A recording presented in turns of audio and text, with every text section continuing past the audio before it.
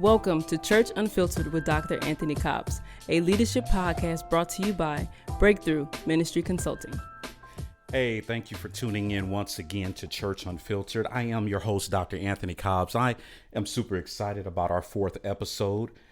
We are continuing on to look at how do we do leadership in the midst of this corona crisis, but also post-crisis.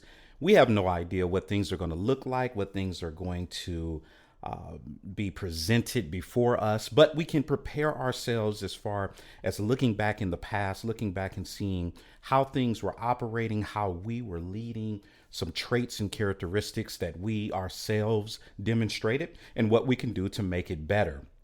That is really the essence of this particular episode. I wanted to make sure that we started off and go directly into our content on today. Typically on each episode, we have a couple of listener questions, but we want to go directly into our content because I have a lot to share with you on today. And I want to make sure that you get this. If you are a church leader, whether you are a pastor, executive pastor, assistant pastor, or a church staff member, or a volunteer leader, it is important for you to examine and assess how you are going to go back into your leadership role. On the last episode, I strongly encourage you to look at listen to our last episode, in which we dealt with some things that we don't want to go back to.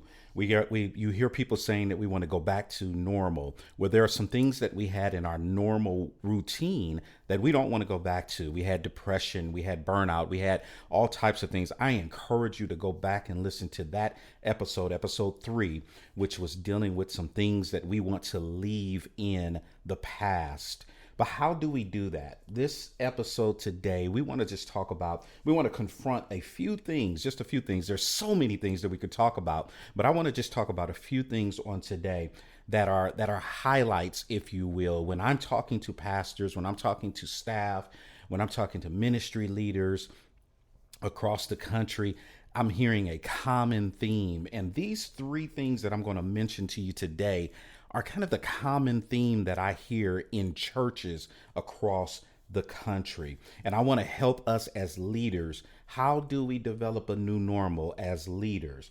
I want to encourage you, if you have not already completed some type of personality assessment or inventory or leadership inventory, I encourage you to do that. Of course, we had a classics like the Myers-Briggs inventory. There's the new Enneagram. You can take those and find out your leadership style or the type of temperament that you have as you lead. You want to do that. You want to make sure that you do those things. I will post those, some of those links and some of those resources on my Facebook page. And I will also make that available to you. If you have any questions, you can send us an email at info@breakthroughonline.org, because of course we are powered by Breakthrough Ministry Consulting. I want to talk about a few things. So what are these things? If we're establishing a new normal as leaders, what do we need to do? What do we need to focus in on? And I want to give you my 3. That I want to encourage you as a leader to focus in on these areas of leadership. The first one, we have to establish a new normal with our meetings, Anyone who knows me already knows that I am not a fan of meetings. In fact, I sometimes almost despise meetings. And the reason is, it's not because I don't like getting together with staff or getting together with the appropriate people. My issue with meetings is not meetings themselves, but instead, I am not a fan of unproductive meetings. We tend to get together, especially in churches. We tend to get together and we like to meet. We like to gather together. We're meeting here and meeting there and meeting for this and meeting for that. And a lot of times those meetings are not very productive. If you want to establish a new normal as a leader, you want to make sure that your meetings are productive. And I want to suggest to you that there are a few ways to maximize your meetings. And let's just be real. This is called Church Unfiltered. This podcast is about, I've been in ministry for 26 years now, you all, in full-time ministry. I've seen so many different things in various capacities. I've pastored, I've started churches, all different types of things. So I've seen it from a bunch of different angles.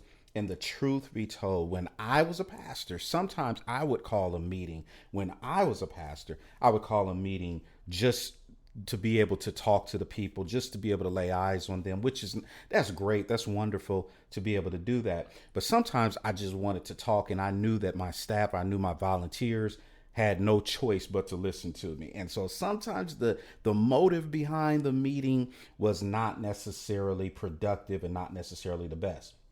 So here's what I want to suggest to you, that number one, we want to we want to establish a new normal with church leadership. We want to maximize our meetings. And how do we do that? Here's a few different ways that we do that. First of all, you have to establish goals. Establish goals for the meetings. There are so many books and resources out there that can help you to establish goals for your meeting. You've got to ask important questions like, what is the purpose of this meeting? And if you do not have a purpose in that meeting, then why are you meeting? If you do not have a clear, distinct, measurable purpose, then why are you meeting? We got to establish a new normal. Don't just meet so that people can hear your voice. Don't just meet so that you could lay eyes on people. There are times for that. There are times for that. So if the purpose of it is for fellowship, or the purpose of it is for connection, then establish that clearly when you invite people to come to the meeting. Hey, this meeting is for us to check on each other. This meeting is for us to get to know each other. Or this meeting is for us to have fellowship and to play games and to do all of that kind of thing. Whatever it might be, establish that. Make sure that people understand that that's what the purpose of the meeting is. But if you're meeting and you don't have an agenda, you making up the agenda as you go along in the meeting, you are having an unproductive meeting. And we want to establish new normals, because many of the things we talked about in our last episode, burnout, depression, all of these types of things that we talked about in the last episode, if you go to some of these meetings, you will see how these things are manifested, in the sense of we're just going through the motions. We're just talking and talking and talking, and nothing is really being established. The second thing you want to do with a meeting, to maximize a meeting, you want to set a timeline. You have a start time, you have an end time. That means that if you get close to the end time and you have established a purpose and you don't have that purpose achieved, you don't have those goals achieved, then that means that probably somebody was talking too much, or you started chasing rabbits and you did not focus in on your purpose. You want to set a timeline for the meeting. You want to also, number 3, set parameters for the meeting. Be clear on who's running the meeting. This is major, friends. This is who's running the meeting. Sometimes the person actually running the meeting is the one who is most influential or the most vocal in the room. You have to determine who's running the meeting and never assume that the boss has all the control. Also, establish any ground rules that will help create an atmosphere of respect. Sometimes it is not the boss who needs to run the meeting. Sometimes it is a department head. Maybe it is a volunteer leader, or whoever it might be. It needs to be establish who's running the meeting. What are the parameters for the meeting? We need to make sure that we establish some basic rules. Please, let's make sure we're not talking over each other, all that kind of stuff. But this is not a podcast. This episode is not really about meeting. It's about establishing a new normal. I'm speaking candidly to those leaders, because some people will not say this to you. The whole idea of this podcast is that the higher you go in leadership, the more filtered the information is that you receive. People don't want to tell you the things that I'm sharing with you. When you are in leadership, oftentimes you have to make sure that you are having productive meetings, that you're being productive in the things that you are doing. And people won't say anything because they can't. And so I'm trying to say it for them, that it's important to maximize the meetings that you have. Here's another one. Ban electronics from meetings. Ban electronics from meetings. One of the first things I usually do when When I start a new assignment, I go in and I say, hey, we're going to have a meeting, and we don't want any electronics. We don't want laptops. We don't want phones, because the truth is, come on, you guys, we know that if you have a laptop in front of you, you're not focused on the meeting. You're not engaged in the meeting. You're going to be surfing the web. You're going to be checking emails. You're going to be you're not engaged in the meeting. Same thing with the phones, because our phones have everything on them now. Typically, if we have our phones with us, we have our laptops with us, we are not engaged in the meeting, and that usually extends the meeting. Can we establish a new leadership norm? Can we be in the moment? Can we take the time to put stuff like that aside and actually focus in on what's in front of us? Let's establish a new leadership norm. I'm not saying that everyone that's listening to this podcast, that's how you lead and that's how you engage in meetings. But I know that those of us who are in leadership, or those of us who have attended meetings, sometimes when the meeting starts going off track, we start engaging or we disengage by bringing out our phone, and we're all on our phone, and it's suggested that there are hundreds of touches to our phone every single day, and most of them are probably made up in those unproductive meetings. Last thing I want to say about meetings, and then we'll move on, because we're establishing a new normal. I'm telling you, there are things that are happening in our meetings that are not productive, and they're not helpful, and then that's why we're still not getting the results we're looking for. But the last thing I want to say about it, start off positive. Always start your meeting off positive. One of the things that I always implement, no matter where I go, I always start off meetings with what we call shout outs. Shout outs are basically, do you want to just give some credit to someone? You want to acknowledge someone for what they did. We want to give shout outs. So we always start off positive in every meeting. And it's important to do that because it sets the tone for the meeting. You don't want the meeting, even if it is a meeting of correction, you still want to start off positive. Because who wants to attend and attend a meeting and receive lashings and not have any kind of positive things said whatsoever? You won't have those people won't last very long. So in establishing a new normal, we want to prevent you from having burnout. We want to prevent you from experiencing depression and operating as such, and in the workplace. I'm talking about in the workplace. As a leader, we want to make sure that you are operating at your best. And so one of the things about that is to maximize your meetings. And maybe you just absolutely, here it is, leader, I need you to hear this. Maybe you don't need to meet. How about that? Maybe you just need to email someone, or you need to just make a phone call or a text message. Sometimes you don't need to meet. And so it doesn't mean that just because it's on the calendar, you have to meet. Establish those parameters and make sure that time is set. When is the end of this meeting? All right. So it's not that I hate meetings. I cannot stand unproductive meetings. And that, I think all of us can agree to. If you can agree to that, just say amen somewhere, wherever you are.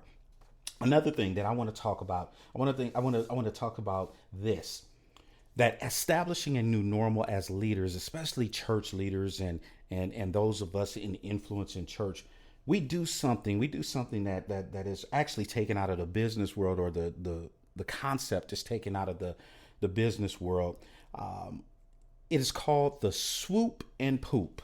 The swoop and poop. I know that doesn't sound very sophisticated. You're like, wait a minute, what was that second word? The swoop and poop. Let me explain this concept. The team meets and comes up with a great plan, or starts their work day, and bounces around some awesome ideas for an event, activity, and they reach a consensus. They reach an agreement. Suddenly, the leader of the organization or department arrives into the meeting or into the workday and totally shifts the progress made or kills the idea altogether. In other words, the leader is not present when the brainstorming is happening. There's a brainstorm. It says, okay, we're talking about this, we're talking about this, we're talking about that. Now, one might say, well, why isn't the leader there? Well, perhaps the people were given permission to brainstorm about it. Or here's another aspect of that. Because of the fact that the leader should not have to be in every single thing, because that's called micromanagement. There's some decisions that need to be made. So what happens oftentimes, especially in church settings, especially in church, I've seen it in almost every setting that I have been in or that I've consulted. The swoop and poop is simply this. It paints the picture of a bird, for instance, swooping down. You ever seen it? You ever cleaned your car? You cleaned your car. That thing is shining. I mean, it is shining. It looks good. And you're like, oh man, look at my car. Look at this. It's shining, blinging, and all that. And then all of a sudden, out of nowhere, a bird swoops in and does some damage to your car. All the work that you have put in to your car, to cleaning your car, to getting it ready, to getting it dressed up, then a bird comes in and totally messes it up. That's the same. It's the same concept. They talk about it in the business world with swoop and poo, where the executive or the leader comes in after a discussion has been made, an agreement has been made, and the leader comes in and changes everything. Few things are as frustrating to a team than the swoop and poop.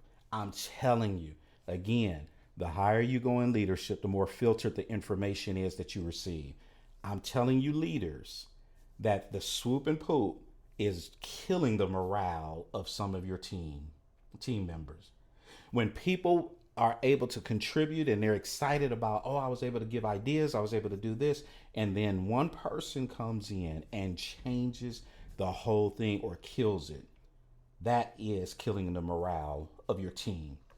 Few things are as frustrating as that. So why do leaders who might not consistently engage? There's so many different things that we could talk about. We'll talk about that specifically in another episode. I want to make sure we go back and talk about that in another episode. In establishing a new normal for church leadership, here's what I want to suggest to you. You got to understand, why do we do the swoop and poop? Why do we do that? Why do we come in and somebody is meeting, or there's a meeting going on, or we want to make sure, hey, what's going on? And then we change it. We change what they have. We change the energy that they have put into it. Maybe they've created something. Maybe they've written something. Maybe they've done something. And we come in and we change it. Now, sometimes that needs to happen, of course. Of course. If we come in and we see that the thing is just totally off base, or there's something wrong with it, or something that could be harmful to someone. Because again, leaders, we know some things that the team may not know. And so if we come in and we see, okay, this is going to be done, but it might impact this person. We see the bigger picture.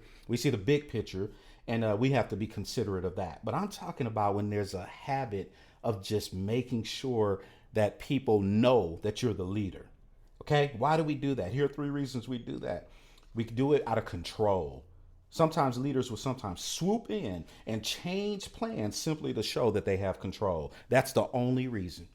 It's not that there was a legitimate reason to do it. It's not that the ideas weren't great. It's not that this thing won't work. It's that sometimes the leaders swoop in simply to show they have control. I've done it. I was a pastor. I've been in supervisory roles. I am in a I've always been in supervisory roles in ministry, and so I understand what that feels like. I know why I've done it. Sometimes I've done it just as a heat check.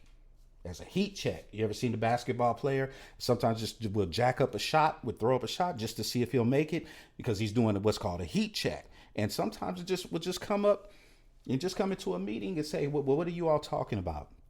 Well, no, why don't we do it this way? And such and such. And those people have put in energy and effort and time, and we come in and swoop and poop. Why? Because of control. What should the leader do? What should the leader do to help with that? The swoop and poop leader tends to be a visionary and creative leader. And so we need to plan better. Simply need to plan better. Instead of you just got to think about it. If there's a meeting that's taking place about some particular event, if you care enough to go in and change that change the decision, the outcome, then why weren't you in the meeting in the first place? If it's that important, then why wasn't it established that you are going to help guide that? Plan better. Plan 30, 60, 90 days out so that you don't have a swoop and poop moment. Telling you, swoop and poop moments are killing the morale of some church staff and volunteers. I'm trying to help somebody on that. So please make sure you listen to that. Another reason why we swoop and poop is the fear of not being needed. The fear of not being needed.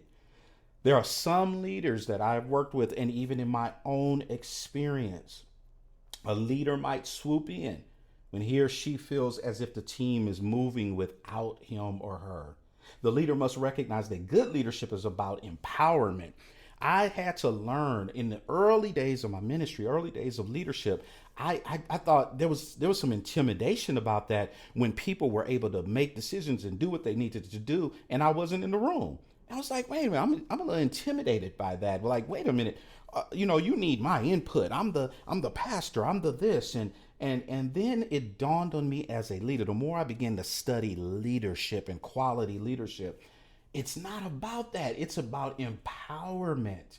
In fact, it's about making sure people feel that they are able to make decisions, are able to do things without feeling like someone's going to swoop in and change everything.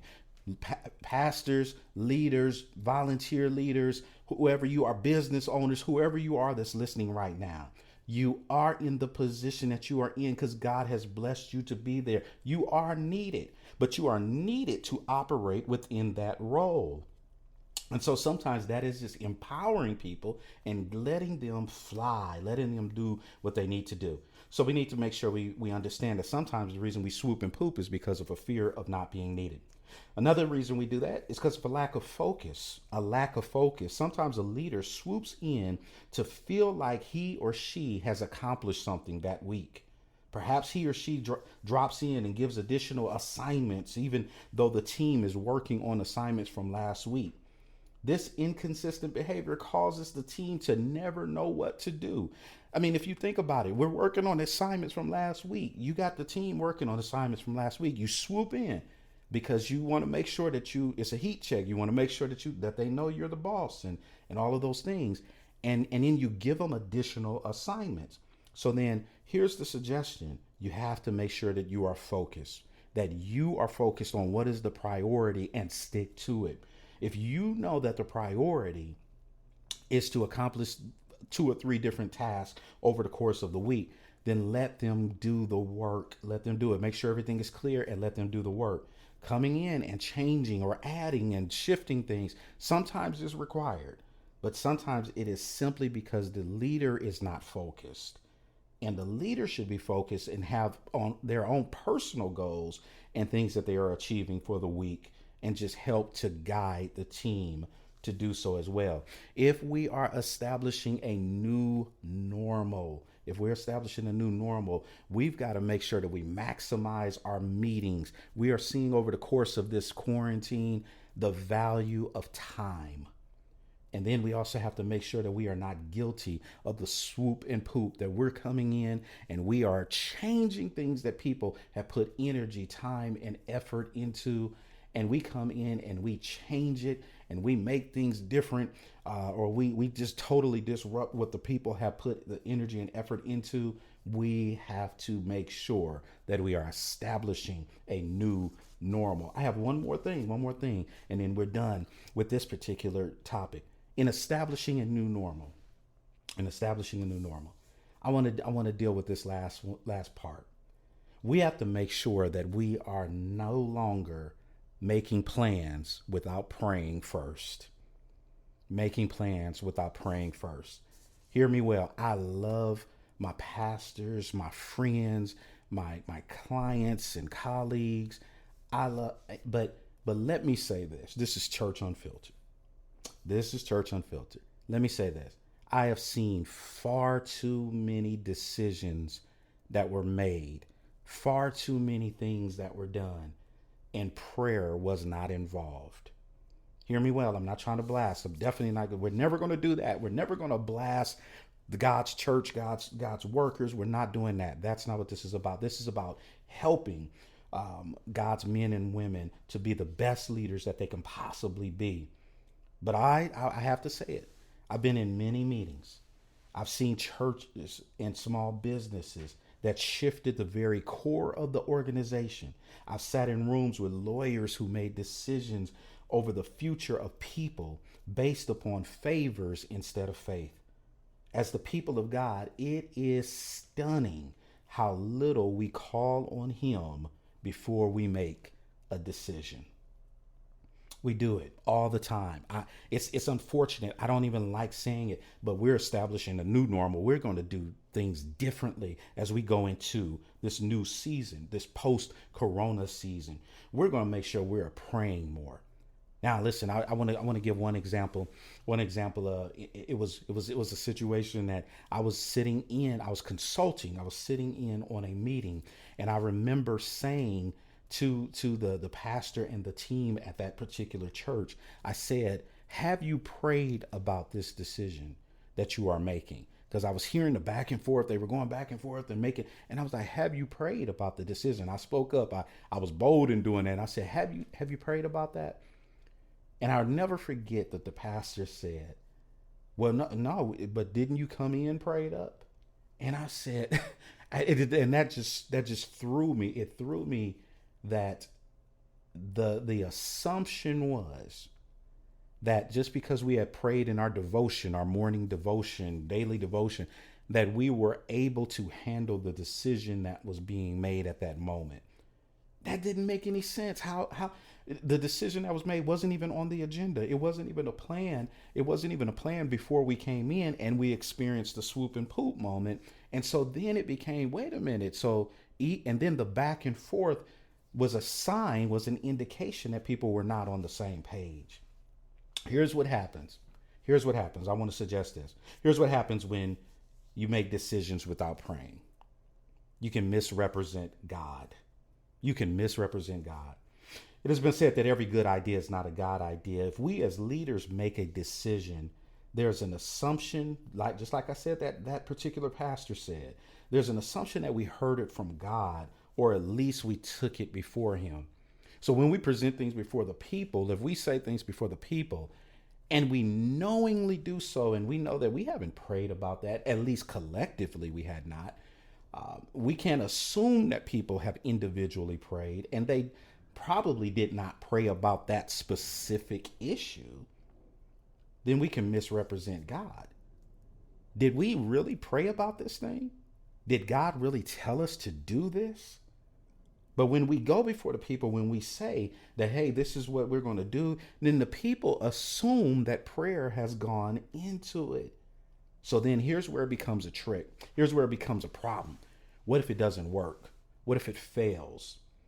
Then, because if God told you to do it, would it really fail?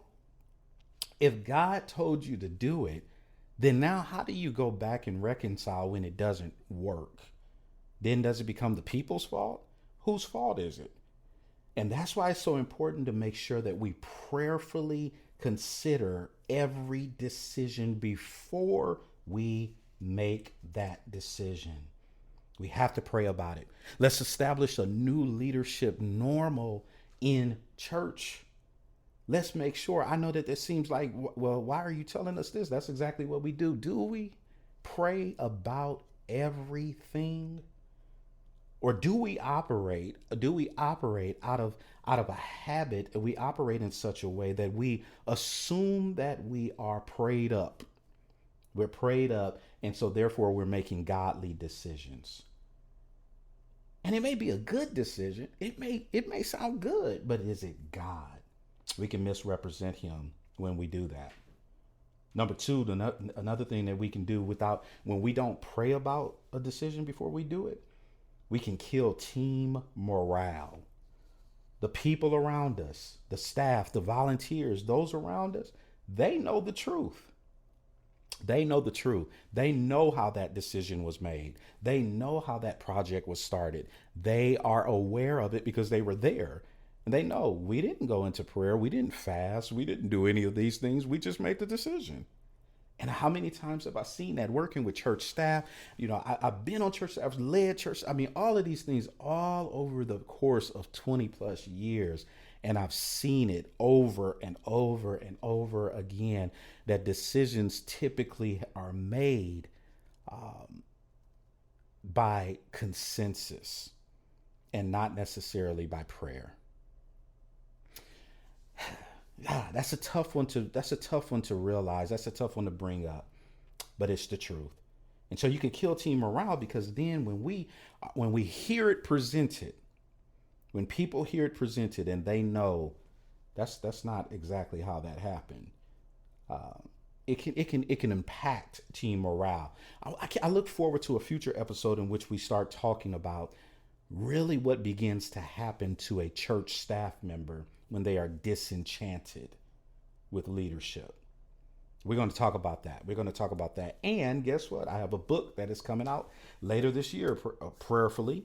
Corona is messing up plans, but I have a book that's coming out later this year that's going to be dealing with church staff and all the phases of working in a church staff, on a church staff. When you don't pray before you make a decision, you let emotions lead. Many decisions I've seen leaders regret happened as a result of emotional decisions. A choice is made out of anger or it is made out of pride.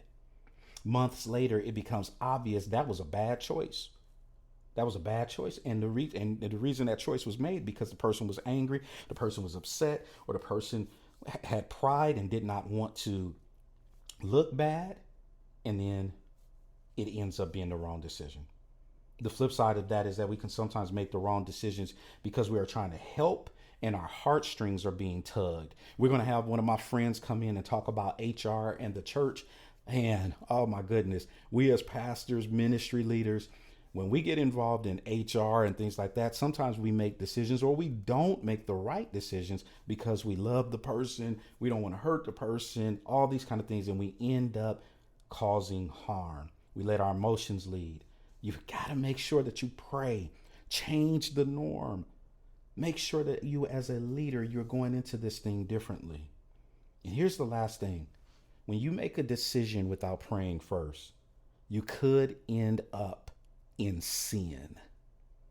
You could end up in sin. When we make decisions without prayer, we could find ourselves pushing the limits of ethics or end up steeped in sin. Prayer will help us connect to doing what's right because we are listening for the voice and the heart of God. And we are listening for his righteousness. Decisions made in anger or out of pride are not only detrimental to the leader, but the leader potentially causes others to stumble. As a leader, I had to remember this. I had to remember this. I want you to get this in your spirit. If the team has to uphold something God has not approved, but I instructed them to do, I am responsible for the outcome and must take responsibility, even if that means repentance. I need you to get that. If the team has to uphold something that God has not approved, but I instructed them to do, I'm the one responsible, and I must take responsibility. I need every pastor, every leader. I need you to hear that. If you don't hear the rest of this, you don't hear the rest of the 27 minutes of this podcast, I want you to hear that. And I want you to share that. If you require your team to carry out a decision that you did not pray about, that God did not approve, you are responsible. That changed the way that I did ministry. That changed the way that I approached leadership. I never want to lead people or cause people to do something that I have condoned or I have told them to do and God has not approved. Prayer is a vital component of leadership. Without it, we run the potential of leading from the flesh. These are a few things I just wanted to share. The few things that we can do to create a new normal in leadership, especially church leadership, but it's applicable to anything, to any arena. We need to make sure that we maximize our time, maximize our meetings. Some meetings don't need to happen, but when you do have to meet, be productive with it. We have to stop doing the swoop and poop. We have to stop allowing people to pour their energy, their time, their effort into something, and we go in and change it just for the sake of saying I'm in control. And we have to make sure that when we are making decisions, making plans, that we have prayerfully taken it before the Lord first. Friends, we have to change the way we do leadership. We have to create a new normal. That's what this is all about. We have to be better and do better. So grateful for each and every one of you, and thank you for tuning in to Church Unfiltered. And again, I am your host, Dr. Anthony Cobbs. If you have any questions, comments, please feel free to email me at info@breakthroughonline.org. We are so excited and thankful for all the reviews that have gone forth as you all have subscribed on Apple Podcasts, on Spotify, and on Anchor.com. Thank you so much for your subscription. Make sure you subscribe so you don't miss an episode. And please go in and leave a review. Leave a rating. That's the 5 stars. Notice I said 5 stars. And leave a review as well. Write a review and tell us how this ministry, how this podcast has been a blessing to you. We look forward to talking to you soon. I have some exciting things, a couple of guests that we have coming up in future episodes. But again, let's establish, leaders. Let's establish a new normal. Let's be better. Let's already start doing it in the midst of this crisis as we prepare for post-corona leadership as well. Let's establish a new normal. Let's please God, and let's make sure that we are being the very best we can be, because that's what God expects of us. God bless you. Thank you for listening to Church Unfiltered with Dr. Anthony Cobbs. Be sure to subscribe to this podcast so you don't miss an episode. For more resources related to today's topic, visit churchunfiltered.com or follow Dr. Anthony Cobbs on Facebook, Instagram, and Twitter.